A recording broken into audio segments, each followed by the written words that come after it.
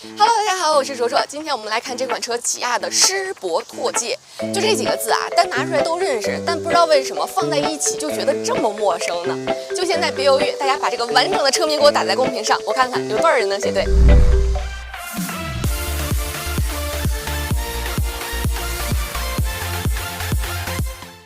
车名陌生不要紧啊，但其实这款车它已经不是一款陌生的车型了，它其实就是 KX5 的换代车型。那 Sportage 这款车最早是在海外推出的，是在1993年的时候。那到了2004年呢，第二代车型引入到国内，命名为狮跑，再到后面的智跑，再到 KX5。它其实每一次换代啊，都会使用一个全新的名字。那再来说一下起亚这个品牌，其实我觉得在15、16年的时候，那个时候自主品牌还没有这么多的选择，那起亚呢也是凭借着比较高的性价比。其实在国内的销量表现还是不错的。那么这几年呢，可能因为各种各样的原因吧，然后自主品牌也崛起了，所以它的存在感没有之前那么强了。但是呢，起亚这个品牌也一直没有放弃过我们中国市场。你看这2年也是相继推出了全新的 K5、智跑 Ace， 包括还有嘉华等等。那么今天的这款狮铂拓界呢，其实也是起亚整个产品序列中比较重磅的一款车型。我觉得它也是想通过这款车呢，展现出自己想要重回巅峰的这个决心。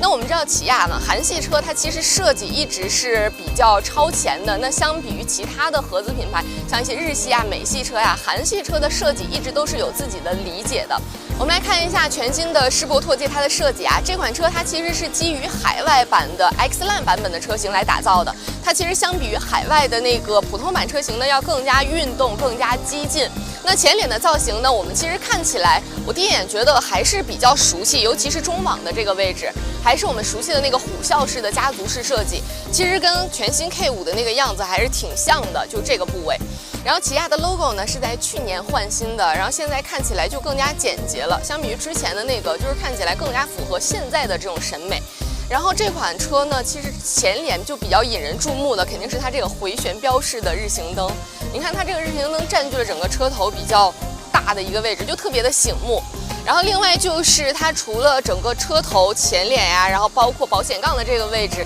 比较夸张之外，它没有很多多余的线条，就是看起来还是比较简洁大方。这款车定位是紧凑型 SUV 嘛，都知道咱国人喜欢大空间，所以它想要占据绝对优势，一定要抓住空间这一点。我也是看了一下资料啊，其实Sportage 这款车呢，它在国外因为有标轴的版本嘛，它的轴距就已经超越了本田的 CR-V 了。那到了国内之后呢，它又进行了进一步的加长，现在的轴距是达到2755毫米，其实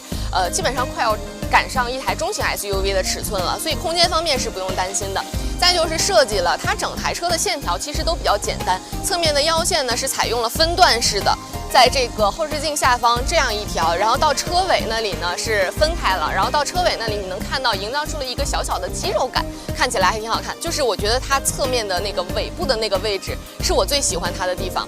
然后就是它的车侧，你看它的行李架呀、车窗框啊，包括后视镜都是采用了这种黑色的设计，就看起来还是挺有运动感的。另外它的轮毂的样式也是很韩系车的那种感觉，虽然是这种双色铝合金的轮毂，但是看起来呢就很精致，它像一朵花瓣一样。然后看一下尾部，车尾它后方的这个肌肉线条呢，跟尾灯连接到一起，整体是那种非常连贯的感觉，就显得车尾还挺饱满的。它虽然说没有采用一个贯穿式的尾灯啊，但是它通过一条黑色的饰条把尾灯连接起来了，就是它整体的这个尾部给我的感觉又饱满，同时整体感很强，就是这里还有一点微微上翘，看起来有点像小马丁 DBX 的感觉。咱们再来看一下后备箱，电动尾门肯定是有给配备的。打开之后，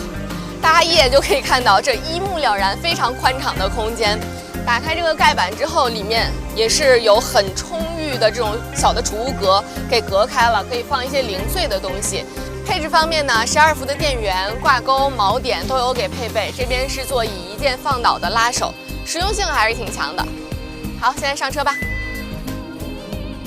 坐到这台车的车内，它内饰的设计并没有像车外给我那么大的惊喜。首先是用料啊，坐进来会发现它门板上以及中控台上面全都是采用了这种搪塑塑料的材质，就你按上去是软的，但是中间你看它有给穿插一些这种硬质的塑料的感觉。如果说花同样的价位你去买一台自主品牌的车的话，在用料上面这一点肯定是要比这台车更加厚道的。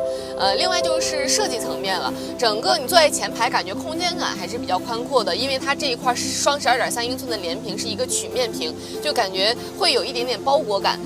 另外它副驾前方呢，你可以看到它线条是这样向外扩的这样一个走线，就是感觉上面空间感还是挺大的。然后另外就是它的这个连屏呢，它虽然是做成了连屏，但实际上它还是分开2块小屏幕来显示的，并且它显示的面积也不是特别大。车机里面的功能，因为我们今天拿到的不是最终的版本，所以没有办法给大家展示。等以后吧，拿到试驾车再来给大家展示。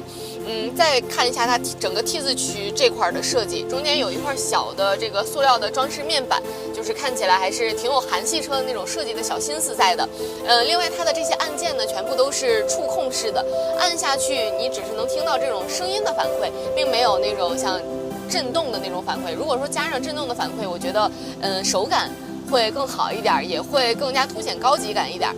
这台车呢，采用了一个旋钮式的换挡，它首先比较大，作为我们女生来讲呢，可能看起来没有那么精致，但是它旋转起来这个机械的手感我还是比较喜欢的。那配置方面呢，韩系车嘛，我们一向是不用担心的。这台车呢有给我们配备手机的无线充电、USB Type-C 的接口，下方呢有个掏空的储物格，这边还有一个12伏的点烟器。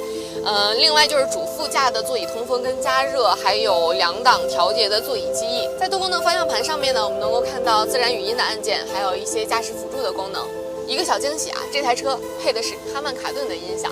这一点可以点个赞。那配置方面，其实我觉得实用性给我们考虑的还是比较周到的。现在看一下后排的空间表现，得益于这台车2755毫米的超长轴距，那后排的空间表现还是非常宽阔的，在后排可以轻松翘起2郎腿，抬头看。面积超大的一个全景天幕。另外后排配置方面呢，前面有2个 Type-C 的手机充电口，后排的座椅还给我们配备了座椅加热。后排表现就是这样。那我觉得世博拓界这款车呢，它整体的舒适表现还是挺到位的。世博拓界呢提供3种动力，分别是 1.5T、2.0T 和2.0 HEV 的混动版。要知道啊，紧凑型 SUV 一直是兵家必争之地，想要拔得头筹呢，仅凭这种出色的设计其实还是很难的。那它想要获得认可呢，其实还是要看后续它的综合的表现，更不要说在同级别的竞品里呢，还有像 CR-V 啊、荣放啊，包括途胜等等这些强劲的对手。那这一次呢，世博拓界的到来能否打一场漂亮的翻身仗呢？咱们拭目以待。